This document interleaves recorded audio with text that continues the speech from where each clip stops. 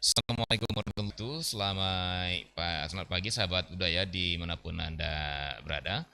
Terima kasih Anda masih bersama kami hingga saat ini. Pukul 8 lewat 8 menit waktu Indonesia Barat ya. Dan sahabat budaya seperti biasa, tentunya kami akan mengajak Anda kembali menggali dan menelusuri serta memahami dan pada tingkatnya nanti mengamalkan nilai-nilai kearifan lokal Minangkabau yang diwariskan oleh nenek moyang kita orang Minangkabau masa dulunya yang terkompilasi semuanya nanti dalam spesial program di Kamis pagi ini yaitu kearifan lokal Sumatera Barat. Dan kalau sudah berapa lama sebelum ini ya, mungkin sudah lebih dari 2 bulan ini karena 7 penyimpanan saja itu dibahas dalam beberapa, ada satu penyimpanan nilai Keminangkabauan itu ada 2 minggu, mungkin ada 3 minggu ya Mbak ya. Dan itu kita bersama Bapak Dr. Syaiful Yazan Tuanku Mangkudun, salah seorang pemangku adat di suku Koto, Nagari Kurai, Bukit Tinggi. Nah, dan alhamdulillah pada pagi hari ini beliau kembali masih mempunyai kesempatan untuk bersama kita setelah menyelesaikan pembahasan tentang 7 tempat penyimpanan nilai-nilai Keminangkabauan. Nah, bagi ini topiknya semakin menarik nih sahabat budaya ya. Kita lihat sekarang bagaimana pula nih kalau kemarin penyimpanannya sekarang keluar lagi nih. Kita keluarkan.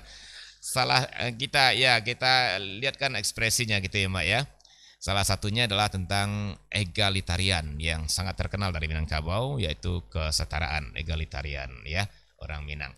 Baik, dalam topik nilai-nilai egalitarian masyarakat Minangkabau. Dan tentunya seperti biasa sahabat budaya, Anda nanti kami undang juga bagi yang ingin berpartisipasi, ingin berbagi pandangan ataupun juga bertanya tentang egalitarian Minangkabau ini.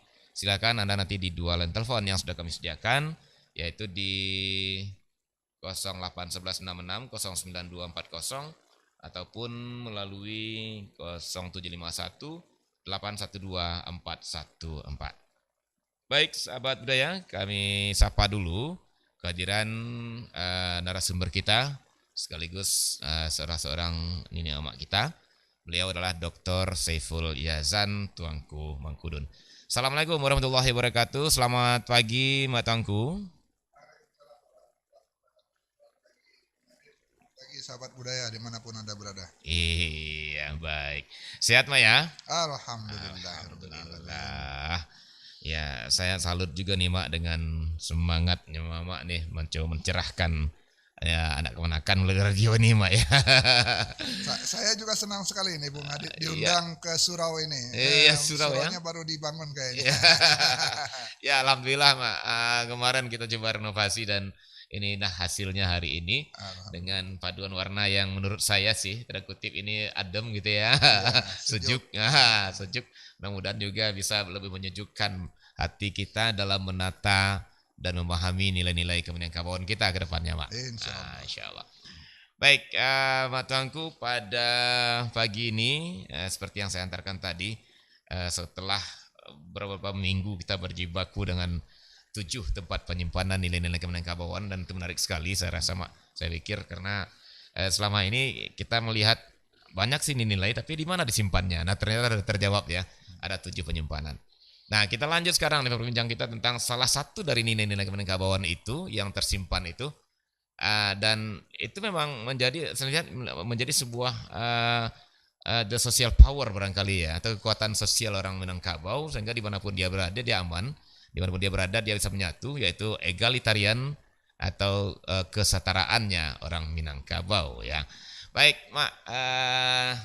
Sebelum mulai, Mak, saya juga ingin bertanya nih, Mak. Nah, ini agak Silakan. agak ini agak saya bilang beda dengan biasanya, iya mungkin gitu ya. Saya tahu kalau pakaian orang Minang mungkin biasanya di kepala itu kalau para nenek mama pakai deta nih Mak ya, Iya, pakai deta. deta. Kalau di bawahnya mungkin pakaiannya tidak seperti seperti ini gitu lah ya, tapi Ya. lebih banyak pernik-perniknya saya lihat gitu Mak. Nah, kalau baju pengulu itu dan seterusnya. Namun ini gak beda Mak hari ini. Seperti apa nih? Ada topinya, ada kopiah seperti kopiah gitu ya. Iya, iya. Dan ada bajunya. Mungkin bisa dijelaskan Mak. Iya, Sebelum kita masuk. terima kasih Bung Adit. Hmm. Saya beruntung Hmm. mendapat saudara dari Kalimantan, dari Kutai Kartanegara. Hmm. Lalu kami bertemu, kami saling bertukar cenderamata. Hmm. Saya diberikan songkok Kutai ini. Oh Ini gitu ya. songkok Kutai ini. Songkok kutai. Kalau songkok biasa itu sama tinggi muka belakang, tapi kalau songkok Kutai ini runcing di depan, di belakangnya Papat gitu ya. bulat Bulat ya atau bundar ya. ya lonjong. Lonjong. Kemudian pakaian ini ya saya masih beruntung punya saudara di Kerinci. Saya diberi pakaian Melayu, Taluk Belango, Teluk Belanga. Teluk Belanga itu ya. Dan beginilah orang Minang itu Bung Adit. Kosmopolitnya itu sangat terasa sejak dulu kala. Pakaian itu dari manapun bisa dipakai oleh orang Minang, bahkan dari Cina sekalipun baju gunting Cina itu bisa jadikan pakaian. Bahkan bisa masuk dalam salah satu prosesi adat istiadat. Kemudian ada sarung yang juga dari suku bangsa lain, sarung Bugis, sarung Banjar itu menjadi bagian dari pakaian adat Minangkabau. Ada Sarawa Jawa istilahnya, celana yang dibuat dari kain panjang yang bermotif batik, itu Sarawa Jawa namanya. Dan itu jadi bagian pakaian adat. Begitulah kosmopolitannya masyarakat Minangkabau, sehingga suku bangsa manapun di Minangkabau itu mendapat tempat dalam kehidupan.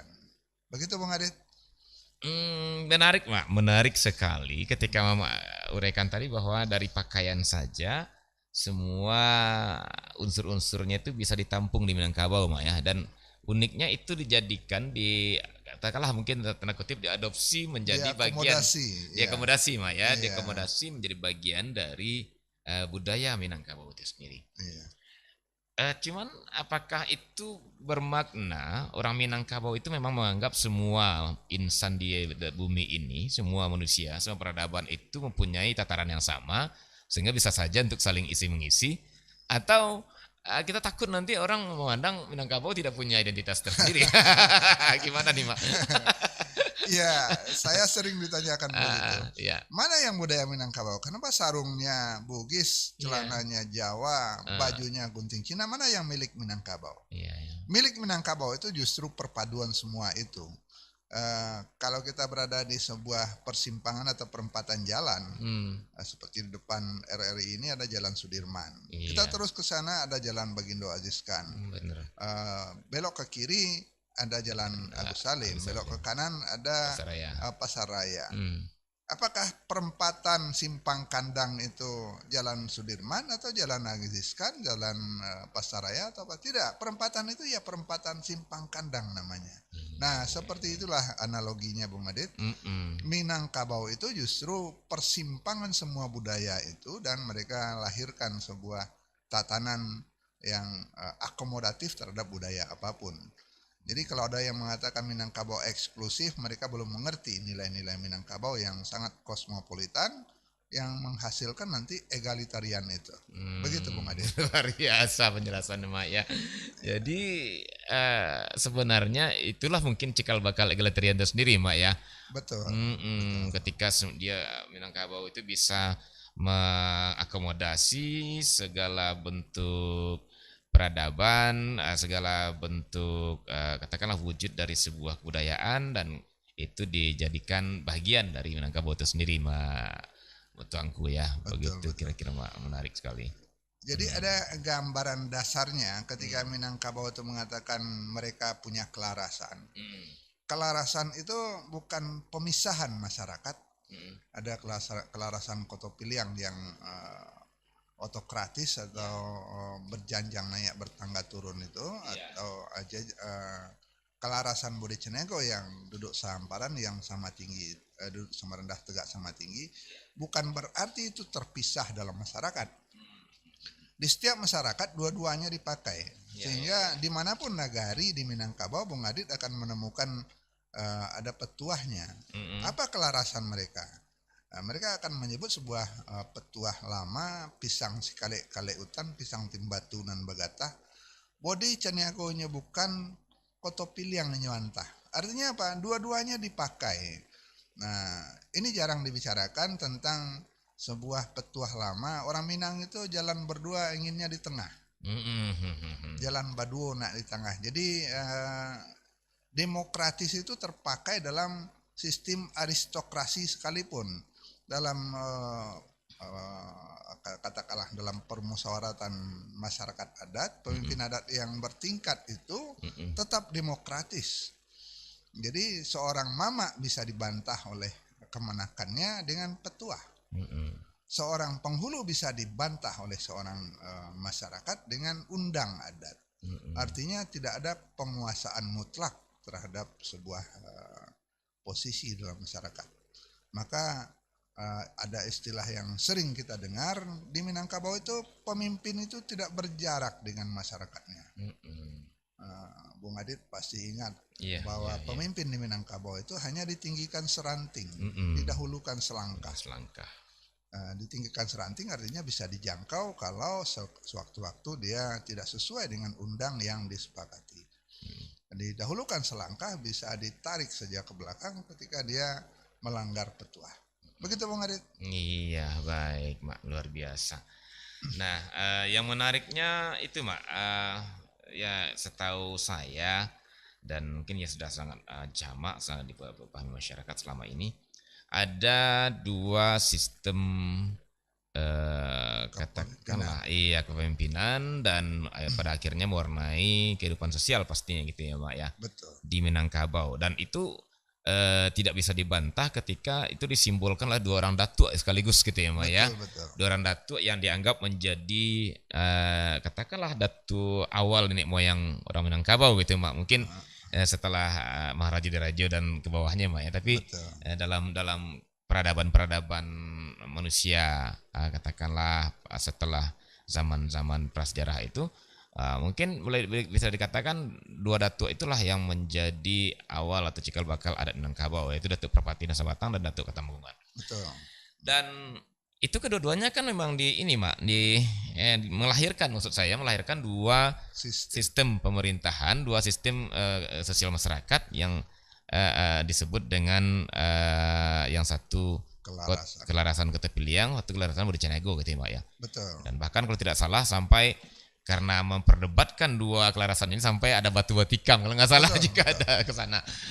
Nah tapi kan kenapa justru yang lebih seakan-akan tanda kutip diapungkan keluar atau disampaikan di internal sendiri kalau orang Minang tuh lebih ke duduk sama rendah, tagak sama tinggi yang merupakan simbol kelarasan Bodi Caniago. Nah, kan itu Mak ya. Di mana letaknya Kotopiliang? Nah, itu Mak. Dan kenapa tidak begitu sepopulernya Bodi Caniago, atau dalam artian kita tidak membandingkan mana yang lebih kurang, tapi popularitasnya sepertinya lebih ke duduk sama rendah, tagak sama tinggi itu. Nah, kenapa sampai demikian, Mak Tuanku?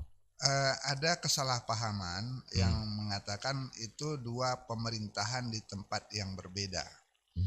Itu dua sistem yang dianut dalam setiap masyarakat adat di nagari. Artinya begini Bung Adit. Sebentar Mak, kita pahami satu. Dua sistem yang dipahami, yang dipakai di dalam setiap nagari. Setiap nagari di Minangkabau dipakai kedua sistem ini. Iya. Oke. Contohnya begini. Kalau di balai adat itu duduk para penghulu itu bersusun tetap, tidak berubah. Siapa penghulu yang duduk di paling ujung di anjung, siapa yang duduk yang paling bawah atau yang di pangkal. Sama dengan mamak rumah dan sumando. Mamak rumah dan sumando di rumah itu posisinya tidak boleh berubah. Mamak rumah itu menghadap ke bilik, membelakang ke halaman. Sumando menghadap ke halaman, membelakang ke bilik. Posisi itu selalu ada dalam setiap pertemuan di balai adat atau di rumah gadang. Apakah sumando itu terpisah dengan mamak rumah? Tidak bisa. mereka selalu hadir dalam setiap kehidupan masyarakat. Nah, aristokrasi itu nyata dalam susunan posisi itu. Tapi ketika mereka sudah berunding, maka rundingan itu akan mencari kesepakatan. Di dalam perundingan itulah kita temukan adanya kesepakatan yang bajanjang naik, batanggo turun ketika yang dibicarakan itu undang. Tapi ketika yang dibicarakan itu adalah apa yang akan dilakukan, itu yang didapati adalah kato mufakat. Nah, dalam cerita kita yang lalu ada kato nanampe. Kato yang paling dihormati namanya kato pusako. Kato pusako itu tidak boleh dirubah, dia titik dari langit. Nah, itu azasnya aristokrasi, tidak boleh dirubah. Tapi ada kato yang juga harus dihormati, namanya kato mufakat. Kato mufakat itu dilahirkan melalui kesepakatan. Nah, kesepakatan ini namanya demokrasi. Kalau di Minang namanya duduk sama rendah, tagak sama tinggi. Semua berbicara, semua berpendapat, nanti kesepakatan itulah yang dianggap sebagai kebenaran bersama. Nah, apakah nanti tiap dari langit bisa mengalahkan kesepakatan? Bisa.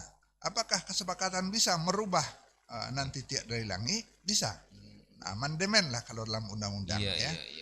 Jadi undang-undang dasar di Indonesia itu sudah tetap dan itu titik dari langit, artinya sudah menjadi sesuatu yang sakral, tidak akan dirubah. Apakah memang tidak bisa dirubah? Ada cara merubahnya dengan mufakat. Jadi selalu dua-duanya itu berjalan. Itu yang saya sebut tadi, jalan Baduona di tengah itu berlangsung terus dalam kehidupan. Tidak dipisahkan secara verbal, secara jelas, tapi dia hadir selalu aristokrasi di dalam demokrasi, demokrasi dalam aristokrasi. Tatanan itu terlihat, tetapi mereka tetap berdemokrasi. Begitu Bung Adit. Agak membingungkan bagi orang luar, tapi bagi masyarakat Minang itu biasa saja. Biasa saja ya. Saya contohkan sederhana di rumah saya. Saya punya anak. Anak saya itu gelarnya Sultan Bagindo.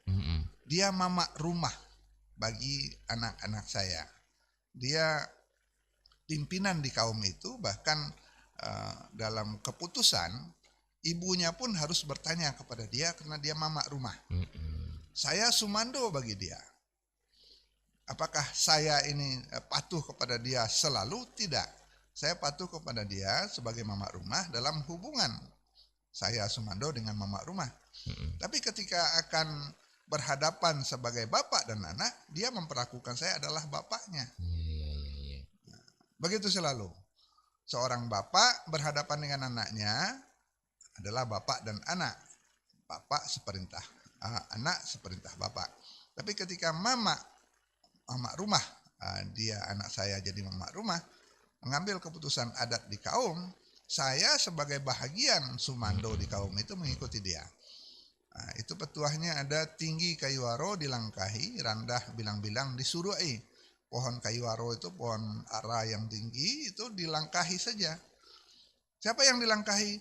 Ketika kaum akan memutuskan sesuatu, sumando hanya menurut. Walaupun dia anak bagi saya, dia mama rumah, saya harus menyuruh ke bawah keputusan dia. Jadi selalu ada egalitarian dalam aristokrasi, selalu ada aristokrasi dalam egaliter itu. Baik. Menarik sekali, Mak Tangku. Mengenai mungkin membingungkan juga. Membingungkan, ya sebagian membingungkan. Tapi saya lihat begini, Mak. Sebenarnya kalau boleh saya mengistilahkan, ini fitrah juga nih barangkali, Mak ya. Betul. Kedua-duanya ini artinya apa? Di satu sisi manusia itu pasti butuh yang namanya demokrasi. Setiap orang butuh dihargai, kan gitu ya, Mak ya. Penghargaan yang setara, katakan demikian, Mak. Tapi di saat-saat tertentu, seseorang atau manusia itu juga butuh sebuah keputusan yang jelas, yang satu, yang tidak ganda, keputusan yang tidak bias, yang tidak adil ini, Mak. Nah, dan itu fitrah saya lihat gitu, Mak. Betul. Artinya dia butuh kesetaraan, tapi dia juga butuh sebuah ketetapan. Nah, Jangan-jangan ini ada kaitannya dengan fitrah itu sendiri, Mak Tuanku. Iya, kalau kita bawa ke agama mungkin sudah banyak yang bisa menjelaskannya. Tapi kalau di adat seperti itu Bung Adit, undang adat itu berlaku tetap. Tapi ada petuahnya bahwa adat itu ada yang berbuhul mati atau ikatan mati, ada yang berbuhul sinta, buhul atau ikatan yang bisa dibuka sewaktu-waktu. Nah, yang ikatan mati itulah yang dikatakan kato pusako yang sudah disepakati oleh nenek moyang. Kapan dia berubah menjadi berbuhul sinta atau ikatan yang bisa dibuka? Ketika ada permufakatan atau kesepakatan untuk menghadapi situasi yang baru. Apalagi force majeure istilahnya. Ada contoh lain misalnya Bung Adit, ketika dikatakan pusako tinggi itu tidak bisa dijual. Dijual tidak makan bali, digadai tidak makan sando. Tidak bisa dijual, tidak bisa digadai bahkan. Tapi ada masanya ketika keadaan menuntut harta itu akan dipakai untuk kepentingan tertentu. Maka ada jalan keluarnya, pintu daruratnya. Ada rumah gadang katirisan, nak gadih gadang ndak balaki, mahit tabuja tengah rumah, atau membangkit batang tarandam misalnya. Ada keadaan-keadaan yang bisa mengamandemen lah, atau memperbaharui kato pusako, memperbaharui kesepakatan itu dalam keadaan-keadaan yang menuntut perubahan. Tadi Bung Adit menanya kenapa mak tuangku pakai songkok yang berbeda.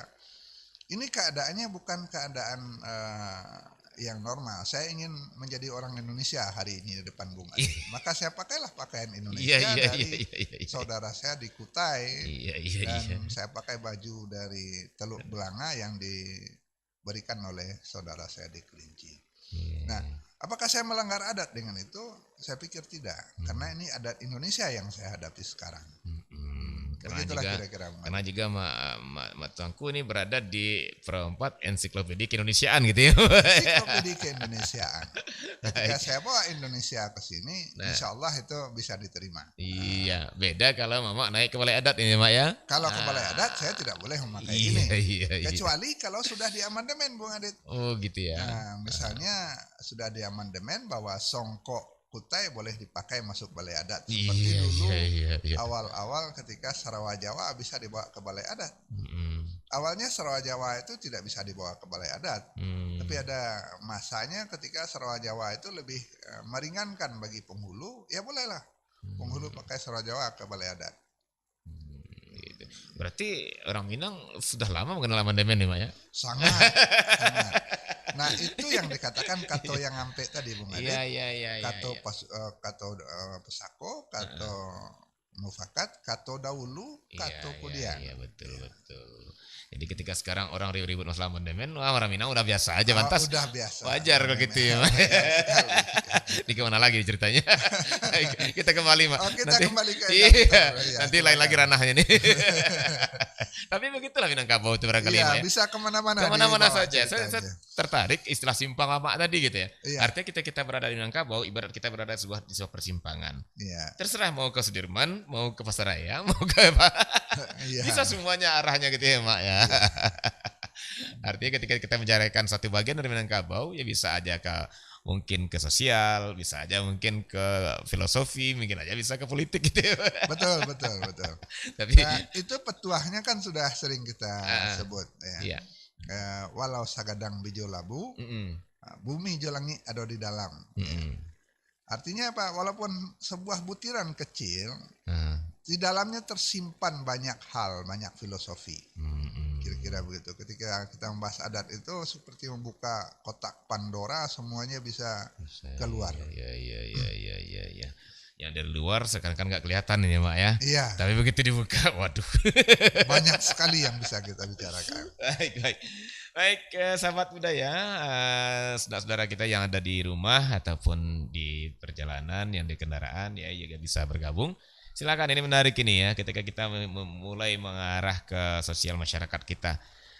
Diakui atau tidak, sebenarnya ketika kita bicara masalah kesetaraan, itu bicara masalah kemasyarakatan gitu ya, dan pada ujung-ujung nanti bicara masalah ya hak dan juga kewajiban gitu ya Mbak Tengku ya.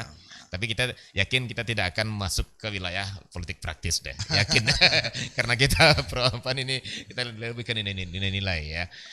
Sebentar Bung Adit, karena Bung Adit bicara politik, politik itu diperankan, tapi tidak tidak dipaksakan. Ada cerita Agus Salim, tokoh politik kita, ketika dia jadi diplomat Indonesia ke berbagai konferensi. Agus Salim itu menguasai banyak bahasa asing. Jadi Agus Salim ini pernah di Istana Buckingham bertemu dengan Pangeran Edward. Nah, Agus Salim ini dia tetap menampilkan dirinya sebagai orang Minang Tulen, pakai peci, pakai sarung, dan masuk istana itu dia merokok kretek. Lalu bertanyalah sang pangeran dari dalam bahasa Inggris tentu saja. Ini Tuan membakar apa? Kenapa baunya begini menyengat? Agus Salim dengan santainya mengatakan, tahukah pangeran bahwa bau inilah yang menyebabkan bangsa Eropa datang ke Indonesia. Ini bau rempah tuan-tuan. Pangeran. Nah, itu contoh egaliternya seorang orang Minangkabau. Walaupun di dunia politik dia tetap egaliter. Iya, baik. Menarik Pak Tengku. Tapi saya akan tarik kembali nih. Saya tidak akan membuka kotak Pandora Minangkabau dalam politik hari ini. Walaupun nanti akan ada bias-bias yang ke sana. Ketika bicara masalah kesetaraan ini memang tidak bisa kita hindari, Mbak. Tapi kita akan coba lihat konsep dasarnya itu, Mbak ya. Nah, yang menarik, Mbak, kalau begitu, Mbak ya, bahwa di dalam egaliternya orang Minang ada aristokrasinya. Di dalam aristokrasinya ada egaliternya. Ya seperti Mbak bilang tadi, mungkin orang-orang akan bingung gitu ya. Apakah ini berarti orang Minang tidak bisa menetapkan satu, betul-betul satu, atau justru ada sesuatu di baliknya, Mbak? Katakan yang tasiriknya begitu, Mbak. Artinya kan gini, Mbak. Kalau itu kan orang bisa aja menilai seperti itu, Mbak. Wah, harusnya kan kalau seperti ini dah pemerintahan namanya. Kalau republik kan gitu. Kalau kerajaan jelas kan gitu ya. Nah, kalau Perdana Menteri jelas. Nah, tapi ini dibilang kerajaan atau istilah bukan kita pemerintahan ya, dibilang aristokrasi tidak, ya dibilang egaliter juga tidak. Ini apakah orang Minang ini memang sangat pintar memposisikan, mengadopsi semuanya, atau memang tidak punya kebiasaan untuk berdiri pada satu keyakinan? Nah, gimana Mak kita menunjukkan ini? Prinsip sebenarnya adalah dinamis, Bung Ade. Dinamis, Mak ya. Berarti kata kunci dinamis ya. Begini contohnya. Fleksibilitasnya ya. Saya contohkan dalam sebuah nagari. Dalam nagari ada rajo. Dalam nagari ada penghulu. Ya. Rajo adalah pemilik ulayat nagari. Maaf, saya potong dulu, Mak. Apakah itu setiap nagari seperti Mak ada rajo, ada penghulu? Beberapa ya. Beberapa nagari rajonya ada, penghulunya ada. Nah, apakah rajo itu menguasai penghulu? Iya, dalam upacara. Upacara apa? Upacara nagari. Apakah penghulu itu menguasai rajo? Iya. Kapan? Ketika upacara kaum. Karena kaum di bawah kendali penghulu. Rajo mengendalikan nagari. Kira-kira begitu contohnya. Nah, kapan mereka itu berbagi pada posisi yang terkait dengan masing-masing kegiatan itu. Ketika nagari itu menegakkan musaji misalnya, siapa yang akan meletakkan batu pertamanya? Penghulu akan menyerahkan kepada rajo. Ini musaji nagari. Rajo lah yang akan menegakkan. Ketika penghulu akan bermenantu, akan menegakkan gelar, rajo tinggal hadir sebagai tokoh yang dihormati. Dia tidak akan mencikarawai, istilahnya tidak akan mencampuri urusan penghulu dan dengan segala pernik-pernik adat dalam kaum. Itu contoh sederhana. Sama dengan contoh mamak rumah dengan Sumando tadi. Ketika urusan dapur akan beralih, itu mama rumah tidak boleh ikut.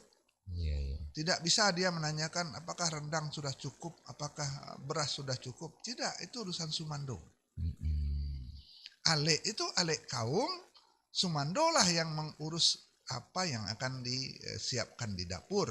Berapa tamu, berapa lengkap segala macamnya. Maka ketika akan makan, sumando itu akan menyampaikan pesambahan atau penitahan atau pidato adatnya kepada mama. Nah, apakah sudah cukup yang kami hidangkan ini? Kira-kira begitu bunyi pidato adatnya. Dia sampaikan kepada mama. Mama tinggal melihat, oh ya ini kerja sumando sebagai tuan rumah, si pangka sudah cukup. Kita bisa melanjutkan kegiatan selanjutnya, perundingan selanjutnya. Itu selalu ada. Jadi kalau Bung Adik mengatakan tidak jelas posisi, justru sangat jelas ada dinamika. Ini bahagian kotopiliangnya ketika penghulu mengatur, mama rumah mengatur kaum. Ini bodi caniagonya ketika sumando menghidupkan ekonomi keluarga, kira-kira begitu. Ini aristokrasinya ketika raja meresmikan Masjid Nagari, Labuah Nagari, dan semua yang milik Nagari. Dan ini otokrasinya atau bajan yang naik petangko turunnya ketika raja itu melakukan itu. Ketika mama rumah, ketika penghulu melakukan kegiatan kaumnya, dia tidak bisa diganggu-gugat oleh raja. Jadi berbagi peran barangkali Bung Ade. Dan itu selalu berkulindan atau bergantian di dalam kehidupan orang Minangkabau. Satu lagi sebelum kita melihat keadaan sebenarnya. Mana yang lebih berkuasa, seorang wanita atau seorang laki-laki? Nah, ini menarik juga, Mak. Saya juga mau tanya, tapi Mak ada jelaskan. Kenapa? Karena satu sisi ada penghulu. Ya, ada penghulu, sisi lain ada bundo kanduang, dan bahkan ada mandesako kan salah Mak ya, atau mandesako. Betul. Yang bisa mementahkan kembali, memutihkan untuk di rumah gadang. Iya. Nah, ini kan ya Ilham tadi bakal bingung kalau tidak memahami ke dalamnya gitu. Di satu sisi dari segi kekuasaan, katakanlah kepemimpinan kaum, penghulu udah sama-sama kita pahami Mak ya, kalau itu pemimpinan tertinggi. Iya. Dan tapi di egalitariannya ketika itu dibawakan ke rumah gadang bisa ditemputikan oleh mandesako gitu Mak. Tapi di sisi lain mandesako tidak akan pernah jadi penghulu. Nah, iya, kalau ada yang mengatakan perempuan jadi penghulu, dia sudah merusak tatanan itu. Jadi begini Bung Adit, bukan tidak jelas, justru sangat jelas pembagian itu. Hak atur oleh laki-laki, hak manfaat oleh perempuan. Jadi laki-laki tidak bisa mendapatkan hasil dari tanah pusakonya, bahkan dia tidak punya kamar di rumah gadang. Betul. Tapi semua keputusan penggunaan tanah pusako, penggunaan rumah gadang, itu laki-laki yang mengatur. Dia sebagai pengatur. Maka dia yang berhak berbicara dalam atur mengatur itu. Mandesako sebagai pimpinan juga dalam bagian yang memanfaatkan. Atas manfaat oleh para perempuan, maka dia tinggal menunggu bagaimana laki-laki menetapkan agar manfaat itu dirasakan oleh seluruh kaum. Jadi kepemimpinannya hanya untuk mengatur. Maka gelar sako untuk dipakai laki-laki itu tugas untuk mengatur, membimbing anak kemenakannya. Kalau mandesako, dia memiliki pusako itu sebagai pemanfaatan, azas manfaat. Jadi ada bahagian yang memanfaatkan pusako, ada bahagian laki-laki yang mengatur pusako. Jadi dua-duanya sekali berjalan.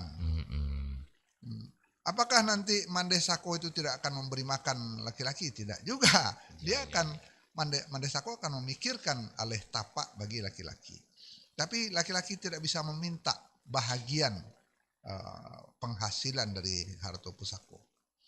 Nah, bagi orang luar ini aneh. Ya. Kenapa Minangkabau tidak menjelaskan siapa yang akan mengatur, siapa yang akan menetapkan? Yang mengatur laki-laki. Tapi kenapa Mandesako punya hak veto? Karena dia yang akan memanfaatkan. Jadi hak atur oleh laki-laki, hak manfaat oleh perempuan. Begitu Bung Adit. Membingungkan menjelaskan dalam bahasa Indonesia, tapi itulah yang kita hadapi di Minangkabau. Iya. Tapi sangat jelas ketika kita menjelaskan dalam bahasa Katu Pusako ya Mak ya. Betul. Oke, baik. Ya. Baik sahabat budaya, saudara-saudara yang ada di rumah, silakan jika Anda ingin meretas sedikit sedikit kebingungan Anda. Saya yakin ini Mak, bukan orang luar aja yang bingung. Kita di dalam mungkin juga masih ada yang masih kebingungan ini. Iya. Seperti apa ini? Ya, silakan di line telepon kita 812414 ataupun di 0811 660940. Baik, Mak. Saya sendiri juga harus lebih ekstra nih Mak, lebih ekstra untuk menyilaunya, memilah-milahnya agar jelas ini. Kalau begitu Mak, saya lihat konsep atau definisi dari kesetaraan itu sendiri di Minangkabau barangkali ini ya Mak ya. Barangkali ya sedikit agak berbeda mungkin Mak ya dengan makna kesetaraan di luar Minangkabau Mak. Kenapa saya kira demikian? Karena biasa kesetaraan itu lebih bermakna semuanya sama kan gitu ya Mak ya. Semuanya punya hak sama, semuanya punya tanggung jawab yang sama dan semuanya mempunyai tugas yang sama dan pokoknya semua sama. Itu dimaknai dalam kesetaraan kalau tidak salah Mak gitu ya. Tapi Minangkabau sepertinya tidak seperti itu Mak. Gimana? Itulah cara Minangkabau. Kesetaraan itu bukan sama, kesetaraan itu berbagi. Mungkin Bung Adit masih ingat ketika dulu menyabik padi atau memanen padi itu ada tugas laki-laki, ada tugas perempuan dalam memanen. Betul. Laki-laki mairia, perempuan mangin. Iya. Tidak bisa digantikan. Menampi itu pekerjaan perempuan. Mairia itu menginjak-injak padi itu dari tangkainya sehingga bulir-bulir padinya lepas. Laki-laki lah yang mengerjakan kerja mairia, perempuanlah yang mangin dan mengirai. Dan itu selalu berjalan saling mengisi. Kalau ya, perempuan, saya potong Mak. Mungkin Kak Rifan di sini saya juga coba pengen lihat, ada dua tadi Mak ya. Mairia laki-laki, mangin menampi perempuan. Kenapa tidak Mairia yang perempuan, menampi yang laki-laki? Nah ini. Mungkin kearifan kita lihat di sini Mak. Itulah kearifannya berguru kepada alam. Laki-laki itu cenderung menggunakan tenaga yang keras, yang kasar, yang kuat, kekuatannya. Kalau perempuan lebih menggunakan kehalusannya. Ketika mengangin atau memisahkan antara bulir padi dengan bulir yang hampanya, perempuanlah yang lebih mengerti dengan gerak angin. Karena halusnya cara memisahkan itu dengan angin. Memisahkan bulir padi yang bernas dengan yang hampa itu dengan angin. Kalau sekarang kan sudah dengan kipas. Dulu hanya dengan tempayan saja, dicurahkan, nanti akan terpisah mana bulir padi yang bernas, mana yang hampa. Dan itu lebih mampu dilakukan oleh perempuan karena perasaannya halus. Bagi laki-laki itu agak sulit. Agak membosankan ya Pak ya? Membosankan. Tapi kalau untuk menghantamkan kaki ke gulungan batang padi, gulungan padi yang akan dilepaskan dari tangkainya, itu lebih mengasihkan bagi laki-laki. Dan dia bisa memperlihatkan keterampilan kakinya menendang, menghantam, sehingga 2 kali 3 kali gulung padi itu terlepas dari bulir-bulirnya. Jadi kembalilah kepada filosofi alam takambang jadi guru.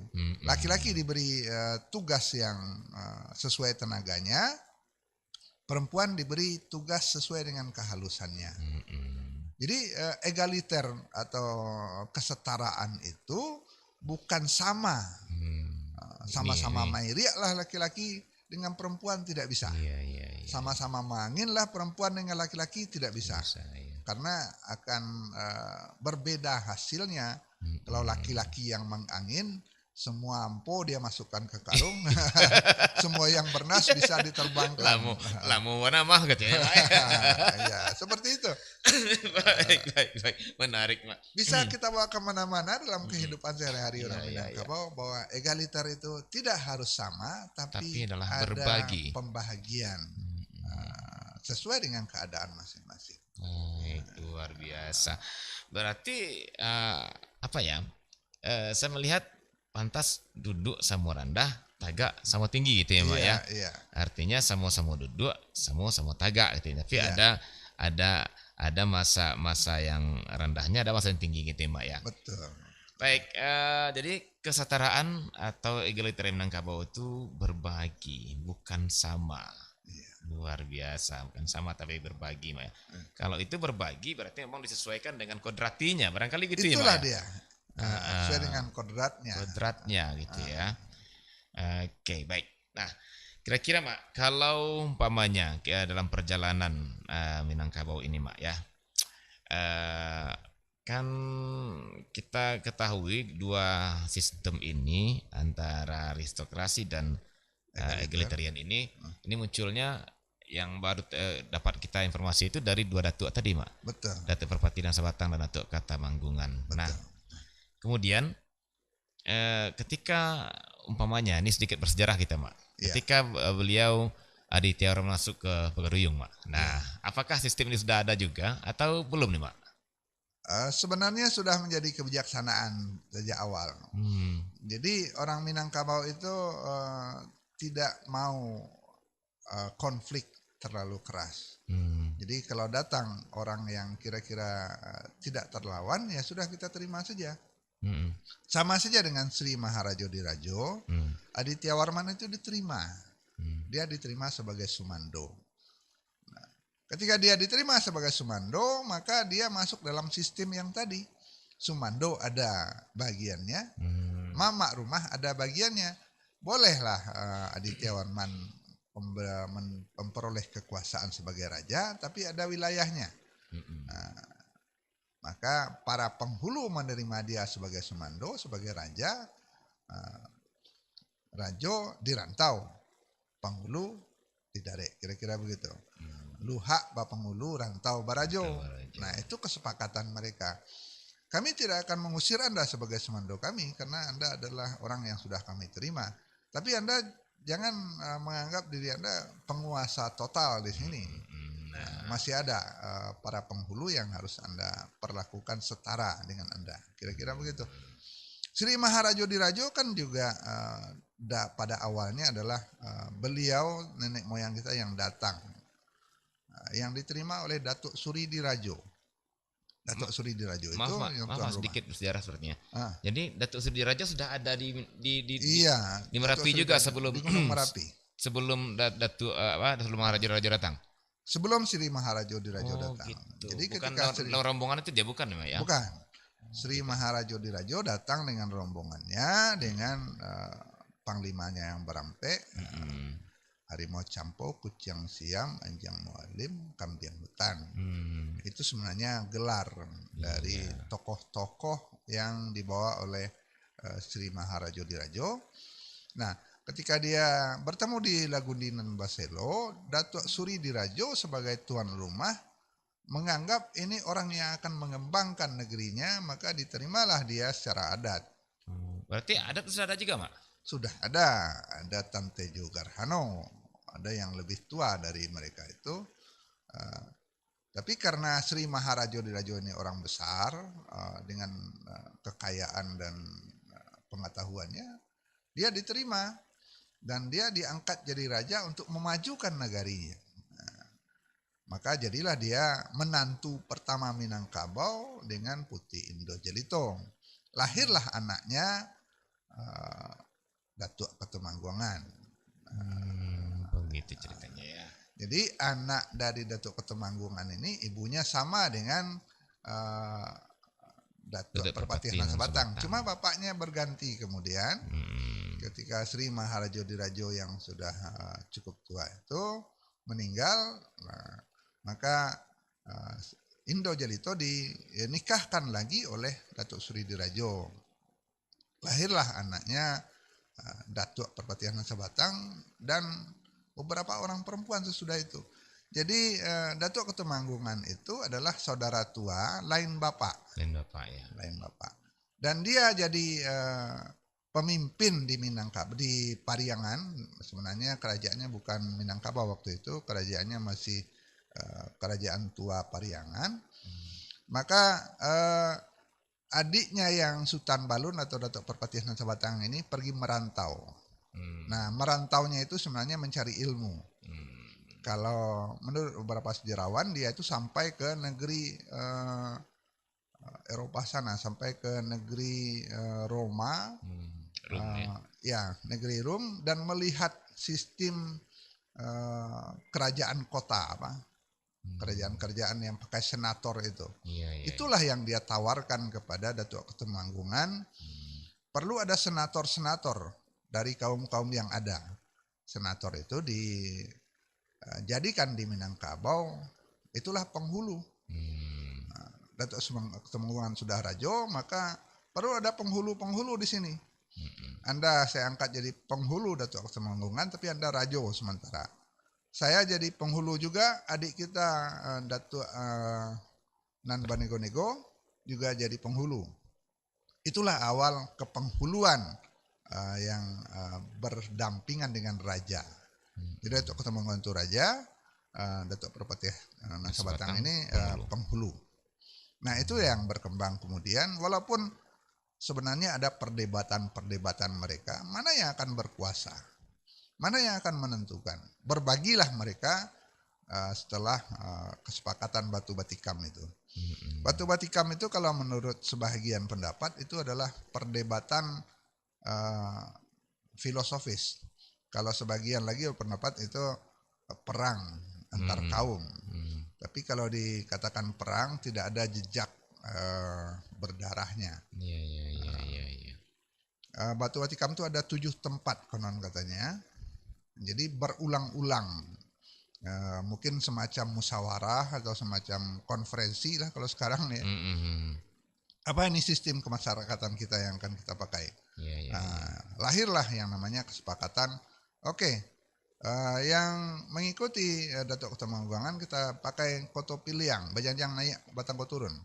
Para penghulu itu ada tingkatannya, ada penghulu kaum, penghulu suku, penghulu Indu. Ada penghulu pucuk bule, pangkat tuo nagari, pangkat tuo kampuang, bertingkatan. Tapi tetap saja tingkatan itu tidak menjadi aristokrasi mutlak, bukan feodal, bukan penguasa yang menguasai semuanya. Dia hanya didahulukan selangkah di tingkatan serenting, kira-kira begitu.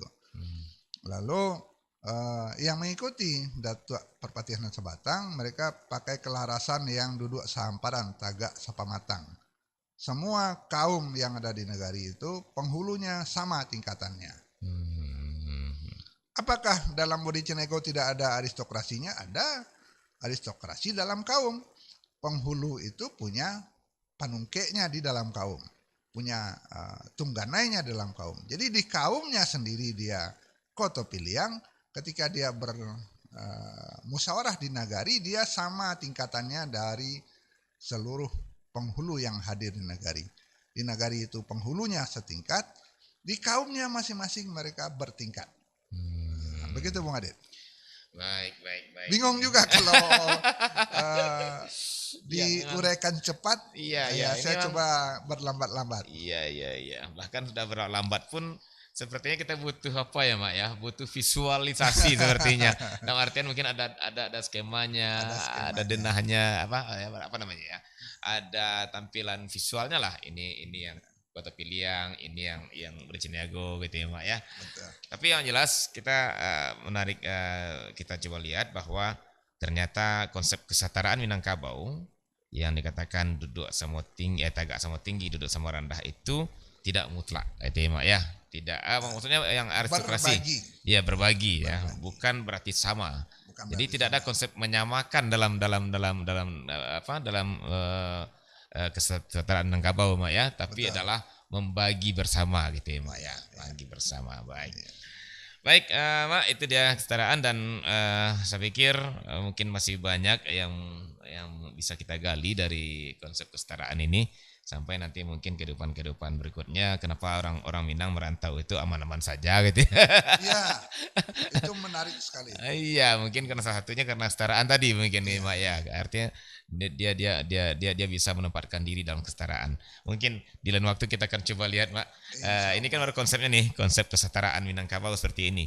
Bagaimana Kesetaraan nanti itu berbagi peran. berbagi peran ya, Mak ya, berbagi peran. Jadi di satu sisi penghulu berkuasa untuk pemerintahan, di sisi lain Mandesaku juga mempunyai hak veto Iya, untuk ketika pemanfaatan. pemanfaatan. Luar biasa sekali, Mak. Baik, sahabat budaya, tanpa terasa 1 jam ternyata kita sudah berbincang dalam masalah kesetaraan ini, Mak Tuanku. Dan saya pikir di era hari ini kesetaraan adalah sebuah dambaan, Mak. Pasti gitu ya. Bisa kita pastikan. Setiap orang pasti ingin setara gitu ya, Mak ya. Dan ketika konsep kesetaraan ini kita apungkan, ya pasti setiap orang akan mengidolakannya. Tapi bagaimana kesetaraan yang ditawarkan Minangkabau dalam sosialnya nanti? Ya kita coba lihat nanti, Mak ya, di lain kesempatan mudah-mudahan gitu ya. Iya, insya Allah. Insya Allah. Ada yang lebih besarnya dari itu sebenarnya, Bung Adit, ketika kita bicara tiga tumpu sejarangan. Apakah lebih tinggi ulama daripada penghulu? Tidak. Iya. Apakah lebih tinggi penghulu daripada ulama? Tidak. Apakah lebih tinggi cerdik pandai? Tidak. Mereka setara tapi berbeda peran. Kita bicarakan nanti. Luar biasa. Sehingga mereka berpilih-pilih bagaikan tadi. Tidak usah pilih dua ya. Itulah kesetaraan berbeda peran. Iya. Kesetaraan berbeda peran. Luar biasa istilahnya, Mak. Atau berbeda peran tapi setara aja, Mak ya.